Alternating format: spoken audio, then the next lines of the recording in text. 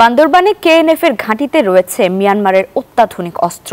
নিরাপত্তা বাহিনীর সূত্র বলছে, মিয়ানমারের জান্তা সরকারের ঘাঁটি দখল করার পর অনেক অস্ত্র আরাকান আর্মির কাছে। সেগুলো তারা বিক্রি করছে কেএনএফ সহ সশস্ত্র গোষ্ঠীগুলোর কাছে। রুমা, রোয়াংছড়ি, থানচিতে কেএনএফ এর শক্তিশালী ঘাঁটি। তাদের কাছে রয়েছে বিদেশি প্রযুক্তির সাবমেশিন গান, আধুনিক AK-47, M3 এবং শক্তিশালী SBBL শটগান।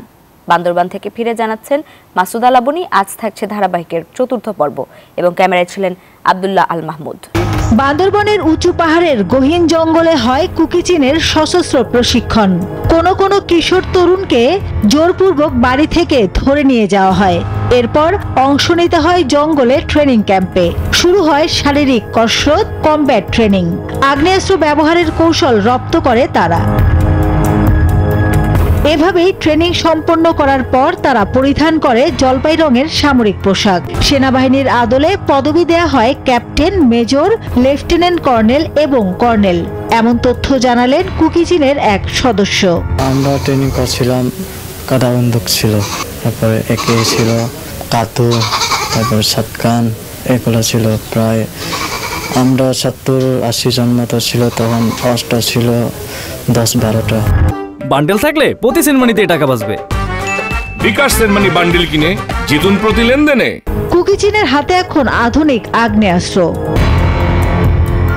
সেনাবাহিনী অর্থাৎ জান্তা সরকারের বেশ কিছু ক্যাম্প দখল করে আরাকান আর্মি। সেখান থেকে হাত বদল হয়ে এই অস্ত্র কেএনএর কাছে এসেছে এবং এখানে একটি লাল কাপড়ের সাইন, এটি কেএনএর সাইন। এইগুলিগুলো স্নাইপারের গুলি এবং এই গুলিগুলো এখন কেএনএর কাছে আছে। এই বন্দুকগুলো দেশীয় বন্দুক, এইগুলো স্থানীয় অনেকেই বানান এবং কেএনএ তাদের কাছ থেকে এই বন্দুকগুলো সংগ্রহ করে ব্যবহার করে। কুকিচিনের কাছে থাকা এসব অস্ত্র কি ধরনের? নিরাপত্তা বাহিনীর সূত্র বলছে, লোকাল গান ছাড়াও প্রতিবেশী মিজোরাম থেকে চোরাই পথে আসছে SPBL। আরাকান আর্মির কাছ থেকে তারা কিনছেন চাইনিজ .2 SMG। আছে নতুন আয়রন বার্ড ভার্সনের আধুনিক AK-47। স্নাইপারের গুলি পাওয়ায় ধারণা করা যায় এমন অস্ত্রও রয়েছে। বোমা দেশেই তৈরি করে আর ডেটোনেটর ও এক্সপ্লোসিভ মিজোরাম থেকে সরবরাহ করা হয়। তাদের কাছ থেকে আমরা যেগুলো অস্ত্র দেখেছি, যে সেমি অটোমেটিক রাইফেল এবং সেমি অটোমেটিক SMG, এগুলোর পাশাপাশি তাদের কাছে কিছু গ্রেনেড টাইপের জিনিস পাওয়া গেছে। তো সেই পার্শ্ববর্তী দেশের অস্ত্রগুলো হয়তো তারা সেখান থেকে ক্রয় করে আমাদের এখানে তারা অভিযান পরিচালনা করে। আইন শৃঙ্খলা বাহিনী বলছে, প্রতিবেশী দেশ থেকে আসছে অস্ত্র। সম্প্রতি থানচি বড়থলি রুট ব্যবহার করে আরাকান আর্মির কাছ থেকে নতুন করে অন্তত 15টি অস্ত্র সংগ্রহ করে কেএনএ। অস্ত্রের রুটগুলো হলো মিজোরাম, থানচি, বড়থলি হয়ে বান্দরবান, আবার মিয়ানমার থেকে লামা সীমান্ত দিয়ে আলীকদম হয়ে বান্দরবান ও রাঙামাটি। অন্যদিকে মিজোরাম থেকে খাগড়াছড়ি হয়ে সশস্ত্র গোষ্ঠীর কাছে পৌঁছায় অস্ত্র। মিয়ানমার থেকে মিজোরাম এবং মিজোরাম থেকে রাঙামাটির বিলাইছড়ি হয়ে সশস্ত্র গোষ্ঠীর কাছেও পৌঁছায় অস্ত্র।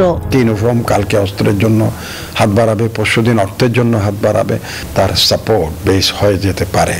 তাহলে কিন্তু বাংলাদেশ সেখানে এক ধরনের আপনার ঝুঁকির মধ্যে বাংলাদেশের পড়ে যাওয়ার সম্ভাবনা থাকবে। নিরাপত্তা বিশ্লেষকরা বলছেন, এই অস্ত্র শুধু আত্মরক্ষার জন্য নয়, বরং এটি একটি সুসংগঠিত পরিকল্পনার ইঙ্গিত। আইন শৃঙ্খলা বাহিনী তৎপর এবং সশস্ত্র গোষ্ঠীর যে কোনো তৎপরতা রুখে দিতে তারা সর্বদাই অভিযান চালাচ্ছেন, তারা সচেষ্ট আছেন। মাসুদা লাবনী, নিউজ 24, বান্দরবান।